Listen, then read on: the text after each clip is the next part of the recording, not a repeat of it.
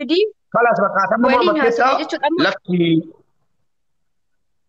إيستي كيا باجو سيرجين جرا فولو ديبي سيتي إيس بودي لكوسات سابيجي تنارجي بودي ولي ناسومني كيسان تمرة أنا سي إيسي كيا تاني كيا قال شدو بتشيسا أتليس مالف إجيكي ani iseeyyuu وانتي وانتي mubee مولي dhaggeeffadhu waan tokko sitti himaa mubeen dhaggeeffadhu ani iseeyyuu jechuudha isii إيش dhugaa jirtu haa asabtu bilbila kiyya kan na jalaa kaaseyyuu gurbaadhuma ishii bira jiru kana natti fakkaata jechuudha ani mataa kiyyatti bilbila isii barbaadee dawwaleef innaan bilbila isii أيه barbaadee dawwaluufitti lakkaa jalqaba bilbila narraa kaastee na arrabsite ani garuu deebisee isii arrabsuu hin barbaanne maaliif ani maatii kabaja qabu keessatti waan dhaladheef akka kana bee afaan badaa dubbadhee akka namni anaan boru na arrabsu akka namni naan ta'u hin barbaadu innaan dawwalutti waan badaa jettee na arrabsi jalqabaan dawwalu ani isiittiyyuu asirra miti isiittiyyuu tokko tokkoon deemee as radda'uudhaaf innaan dawwalutti bilbila na jalaa kaastee ana baajuudha siin dubbachuun barbaada innaan jedhu lakki jettee bilbila irratti cuftee na arrabsite mee gurbaan kuniyyuu ragaadha تاتا isuma ولا natti بليس fakkaata kun bilbila na jalaa kaaseeyyuu إيه نانجاتشا راكون قبو إسا نانجاتشا غرو بكا مجاني تري غتيسي هاووداف تأي الله أعلم باجو فوتشو amma فني fakkeenyaaf روزا dhaggeeffadhu جاكوتي mubee بنا wanti siif جدتا galuu qabuu hin jiru amma ilmi إنا dhiiraa بنا tokko بارا yoo سينا ofii تنينامي وري دبي جرتانو مي ilmi سينا dhiiraa tokko دبي وري جرتانو لكان بروني دبي كوتا سيناتي نغرغارا مي لكان بري دبي دنو جرا سينا نيا دبتانو كياس نانجالشا باجو أتي أسرتي yoo haasawuun sitti jabaates keessoodha waan jiru dubbannee sirreessina yoo mucaan ani kun wanti gaafa si naaf gaafa dheeraate ta'u mirga isaa wanti dhaggeeffadhu mubee wanti ani amma sitti mu ani mucaa wajjin miinzee ta'eera jaalatee wajjin dhaabadhee sirbeera wajjin taphadheera siif galee kan siif galuu qabu nan dubbadha mucaadhaan nan haasa'a wanti tokko immoo wanti isiin jettu kun hundi dhugaa miti wanti isiin haasoftu dhugaa miti isheen baajuu fuuchuudhaa fi baajuu jaallataa baajuu wajjin jira kan isiin jettu kun jecha sobaati ani ganda tokkon jiraadha inni ganda tokko jiraatu gandi aniif jiraadhuuf gandi mucaan jiraatu iyyuu walirraa gargari as keessa ijoolleen beekan kanaafuu jiraachuu wanni informationiin isii qaqqabe kun sirrii miti jechuudha. amma wanti isii qaqqabe kun amma fakkeenyaaf namni ofii isaaniitti dhimma dhuunfaan irraa qabaatanii yoo qabaatanii akka isheen deemtee haasaa ta'uuf karaa yoo akka dubbiin kan waan Liqamanbaroota Dubaay keessaa Aljaziiraa Nawamaa yookiin Nasrii illee mashguulaa yoo Aljaziiraa fi abbaa giddii soo jiraatan Nawamaati. Abbaa giddiitti simadheeraa jetti mucaan abbaa giddiitti simadheennaani natti qoosan jetti. Kanaaf mee nama tokko Nawamaati seensiseetanii jaarsummaa kana asuma irratti kennine fudhatanii dhaqanii wanti Dubaay jedhamee maqaan hundi walitti baduuf hin jiru. Nama ati seensitu ansitani magastii irra laalee. Baay'ee. Meefi deemni liqaanbaroota Dubaay keessaa hojii taanaa. Mana huccuu biiftuu kan jedhu sana galchu. Mana huccuu. Biiftuu kan jedhu sana galchu. Mana huccuu biiftuu. Haa Aljaziiraan ergateera qoy. Aljaziiraan ergateera qoy Aljaziiraan galcha. Aljaziiraan galcha biyya inni keessa jiraataa dhugatii ta'ee fi maaliif keessa galte jechuu isaas hin mala. Salaam alaikum maammee. Wango to laal mube takarifa. Mube salaam alaikum. Qoy. Hin dubbanna akka goonu mari'achuu fi ajandicha dhaamsuu fi gatii ta'ee fi tasgabbaa'e habiibi. Waalaikum assalaam maammee. Konnekshinii keeti moo kooti xiqqoo viidiyoon kee ciccitaa ture ni wayis amma noormaali natti fakkaata. Dhaga'ama miti amma seeraan. Sirriitti dhaga'ama sagaleen kee. Ayyee namoonni asirra jirtan viidiyoon akka adda hin cinnetti jechuudha. Taap godhaa yeroo isiniin jedhu taap godhaa ni wayis. Obboleettii keenyas ishee abbaa dhimmaa akkuma sana baajuus hunda keessanii nagaa jedheen jira. Akkuma sana namootas jala jirtan hunda keessaniitu jechuudha. Mubaarik dhimmoonni akkanaa kun waan har'a eegale miti. Obboleewwan keenya biyyoota Arabaa keessa jiraatan qeerroo fi qarree jidduutti rakkooleen akkanaa bakka baay'eetti ni uumama. ni beektu waan akkanaatis namni keenyas oduu lubbuuf jaalataa beektee haati kee achitti duutee jirti mana taaziyaa dhadhamoo bakka laayivii oduun jiru dhadha osoo jedhanii haati koo aduutu boodan itti deebi'a bakkuma laayivii oduun jiru naqa jedha namni keenya beektee addunyaa rakkisaa keessa jirraa sii galee.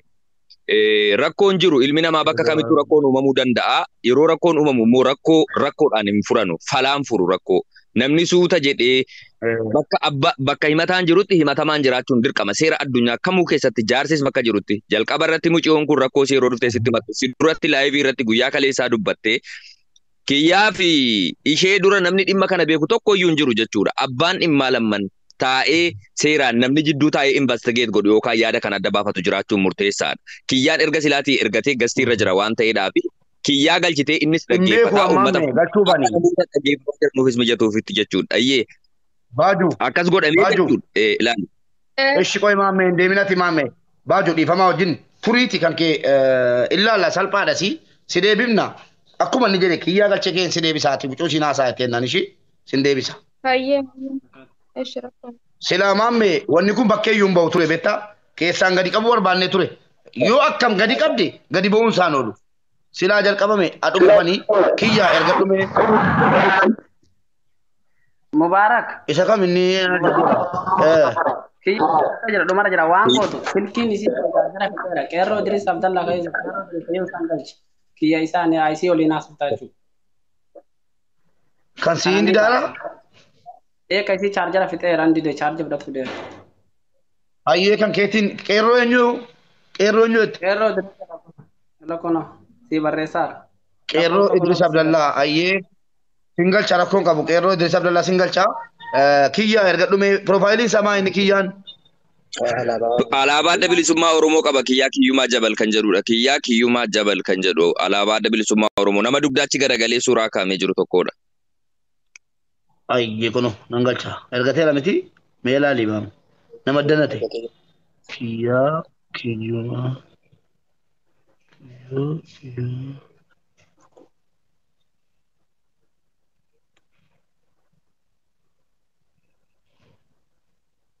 kiyyaa kan jedhu ijoollee kiyyaatti jijjiirate dhufe moos kiyyaa kiyyumaa argeera kanas meere gurbaan amma intaloo ergigaa gurbaa kiyyaan seeneera dubbadhu bakka maammee kun. Kanaaf jechuudha Mubaarik kanaaf jechuudha wanti tokko namni keenya wanti hubachuu qabu jechuudha. Namni tokko yeroo dhimma isaa rakkoo isaa himatee jedhu himachuu waan tokko rakkoo hin qabu. Yeroo kamiyyuu biyya kamittuu addunyaa kamittuu rakkoon jiraachuu danda'a. Rakkoo dhalate tokko ammoo erga waan sana furmaatatti deemuuf ta'e mucaan kun kan himachaa jirtu fala wayii argachuudhaaf miti. Fala argachuudhaaf immoo qaamni lamiinuu osoo miira keessan galle seeraan wal dhagahanii akka rakkoo jiru kana furatanuu fi namni qaamni bilisa ta'e kiyyaadhaafis namni murteessine intaloo kanaafis namni murteessine yookaan baajuu jettanuufis akka murteessine qaamni bilisa ta'ee jidduu taa'ee waan kana ilaalee murteessu.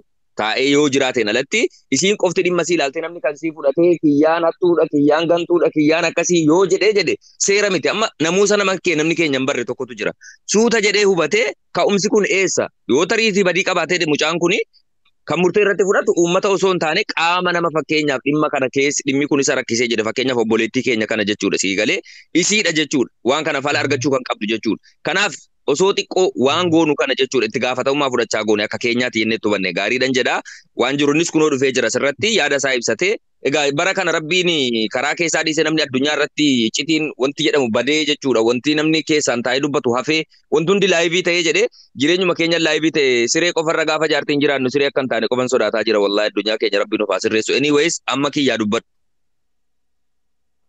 Ayyee salaamu alaikum. Waalaikum salaam warahmatullahi wabarakatuh. Maammee mubee akkam jirtu fayyaa keessanii anillee waan tokkollee dubbachuun barbaanne ture jalqabee hordofaan ture Mubaarak jalqabuma seentu arrabaan jalqabdee kana sirraan eeguun ture si galee namni tokko erga ilmaan Oromootiif hin dhaabbadha yookaan immoo walqixxummaa ilma namaatiif hin dhaabbadha erga jedhee dubbii gar tokko jiru qofa ilaalee dhagaa jirtan. Dhagaan jira. Waa takka Ijoo taap godha addaan nu jalaan citin wanti nu lama dhufnee dubbannuuf hin jiru taap godha qeerroo si kan intalli bira jirtu ati. Qeerroo. Hayyee isin miti tolee kiyyaa dubbadhu. Sigalee dubbii gar tokko jiru qofa ilaalee namni ilma namaa tokko hin arrabsu hin qeequ. Ati nan beektu garuu yoggaadhuma seentu akkas gootee fi akkas gootee fiddee maal gootee dhiirri akkas godhee garuu akka namaa tokkotti bilbila aljaziraanis na beekaa nasriin hundi jiraa na beeku keessoodhaan dhuftee gana gaafattee waan jiru narraa ifa baafattee baatee na arrabsite rakkoon qabu ture sigalee. Garuu waan jiru osoo kiyyaan dogoggorin dhiifamaa wajjiniini. Dhiifamaa wajjiniini. Kiyyaan hattuudha. Kiyyaan hattuudha hin jenne ani. Dhagaye arraba ana caalaa namni arraba. Kiyyaan hattuudha hin jenne habiibi. Sigalee mumkin ati namni amma caalaa namni nama dhiqee nama fannisu jiru tiktokii kanarratti. Jenja obsumaan si dhaggeeffadhee tokkoffaa mucaa ilaa wanta hin seenee fi mucaa baajuu jedhamturraa bu'aa hundi keessanuu. Isa dhimma kiyyaa waan feetan ittiin fooloo na filadhaa, ittiin yuutuubii daldaladhaa, ittiin viyuu keessan dabaladhaa. Sigalee maamee dhiifamaa hojii saalantii rakaasii beekan baase amala koo keessatti namni mataarra na yaabuun jaalladhu amala koo keessa kottu Muhammad Aljazeera. Mubaarik ammas wanti sitti obboleessa kiyya waan tokko akka jettu eegee qeerransaan qabanii jetti Oromoo yoo qaban gadi lakkisanii jetti. Dubbii akkanaa keessa seentee tarqataatee atis miira keessaa baatee rakkoo jiru suuta jettee falatti kaa'udha malee.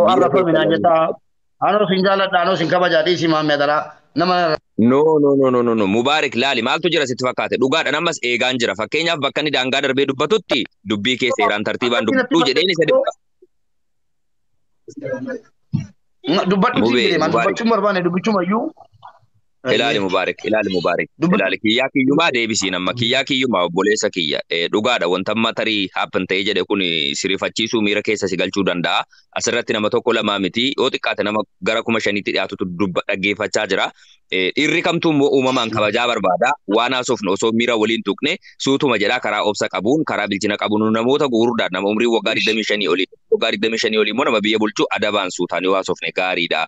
Kiyyaa deebisiitii waan jiru tartiibaan haasaatu hanga xumurutti maammee koo jalqaban jirtu na dhaggeeffadhu rabbii jedhe kunoo jaallataa lammii jira Abduseen jira nama hedduu jira namni kun tarii Mubaarik sobduudha jedhee na taasisa na dhagee waan duratti na gale sitti maammee namoonni keenya dhiironni keenya harki caalaan jedhe Muhammad Aljazeeraa keessa jira Mubaarik keessa jira bari Sheekh Kamaal illee dhaggeeffataa turan dhiironni keenya harki caalaan maallaqa ofii kaffalatee biyyaa bahee deeme tokkoffaan siila.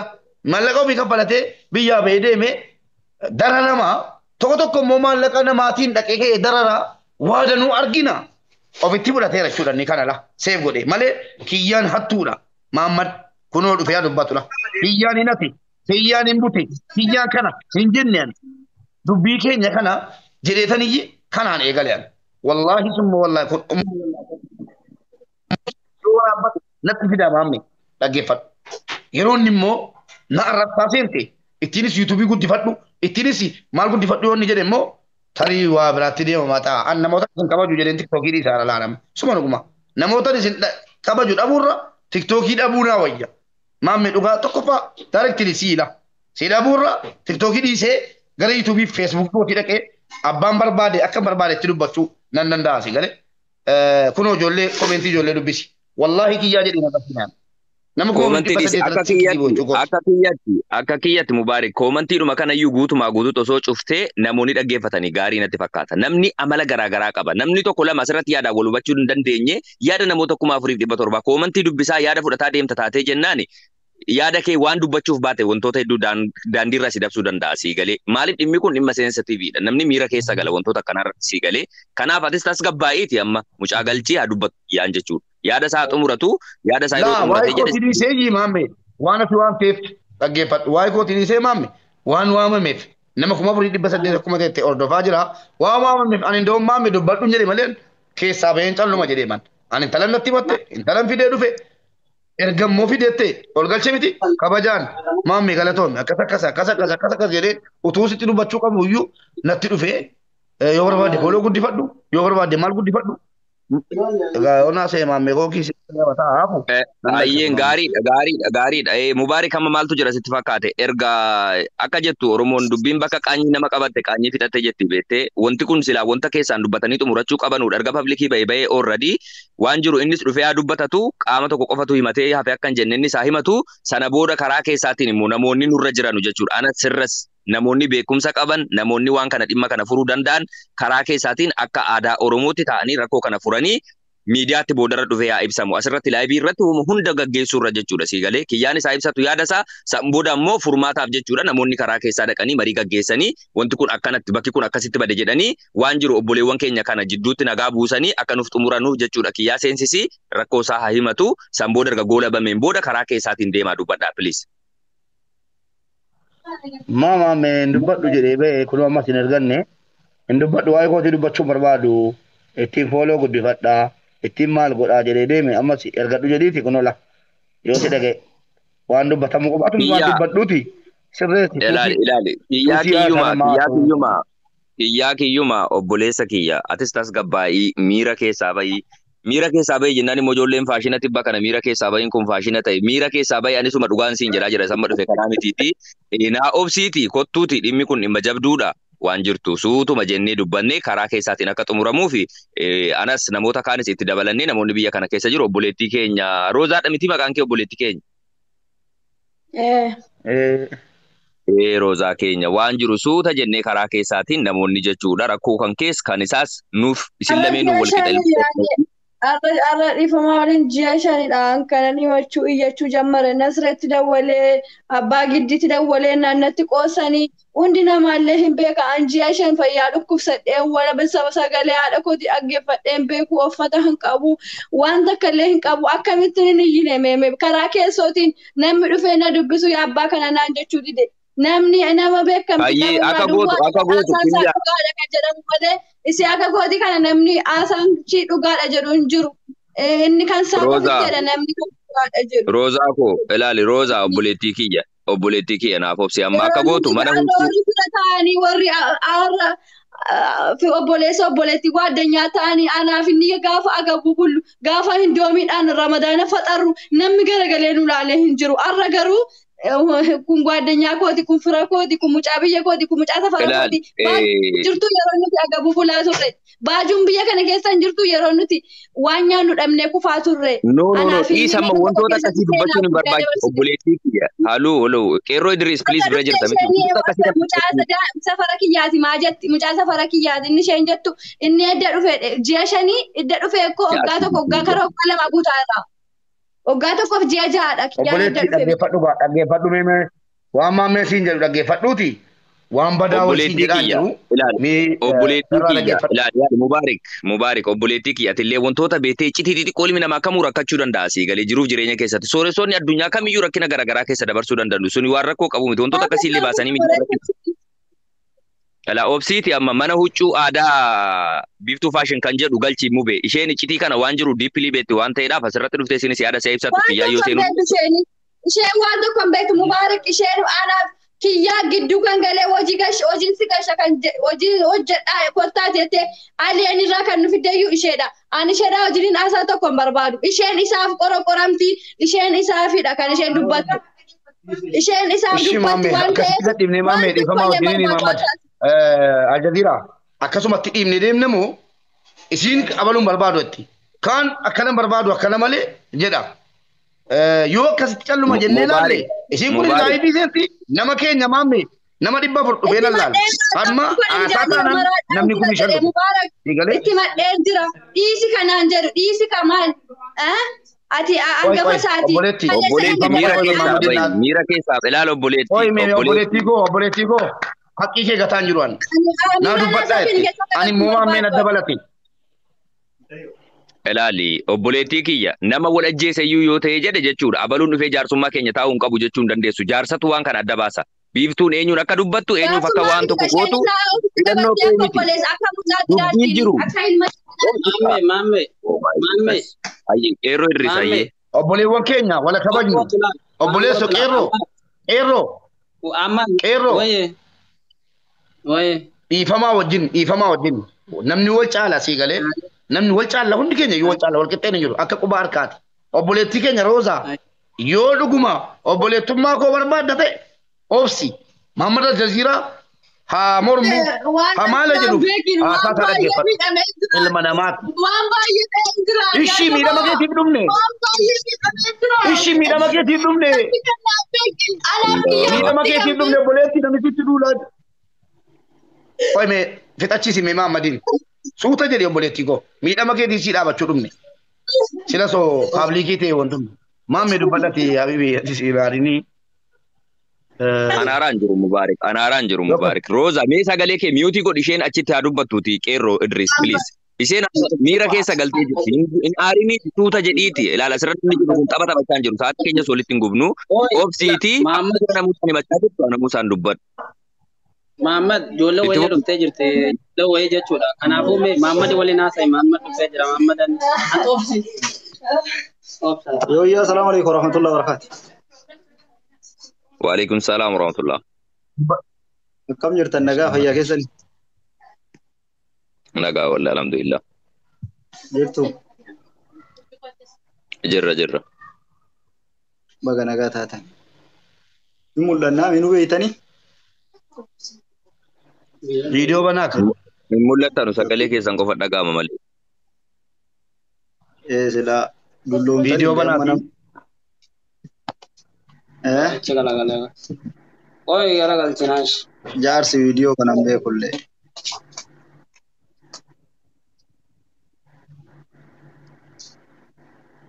Akkam jirtan nagaa keessani? Oh, mamme, salaam alaikum.